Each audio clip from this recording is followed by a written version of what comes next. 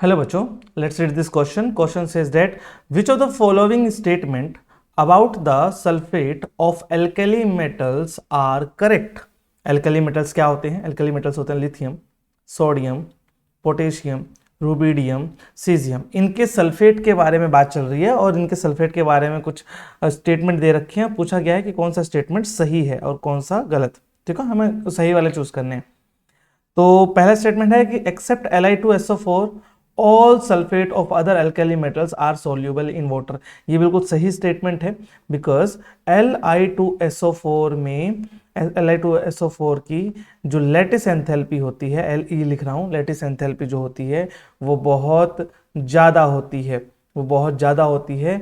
उसकी वजह से ही ये जो Li2SO4 है ये इनसोल्यूबल हो जाता है। ये क्या हो जाता है?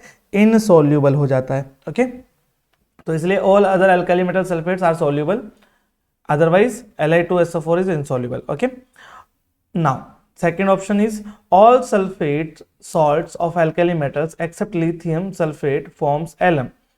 बाकी सभी के सल्फेट जैसे कि Na2SO4 हो गया, K2SO4 हो गया, Rb2SO4 हो गया, CS2SO4 हो गया, है ना, सभी के सल्फेट Lm बनाते हैं, सभी के सल्फेट Lm बनाते हैं। Lm is double salt Lm बनाते हैं, बल्कि लिथियम सल्फेट Lm नहीं बनाता। ये जानकारी भी बिल्कुल सही है, ये जानकारी भी बिल्कुल सही है।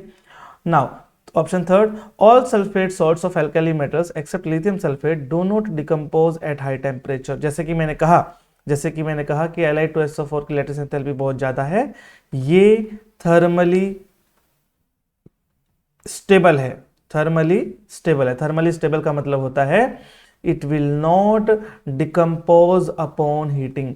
ये नॉर्मल से हीटिंग करने पर, है ना, does not decompose on heating. Normal से हीटिंग करने पर ये डिसोशिएट नहीं होता है। बाकी sodium sulphate, potassium sulphate, rubidium sulphate, caesium sulphate dissociate हो जाते हैं।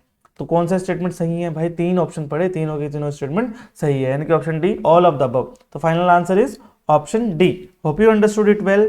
Good luck.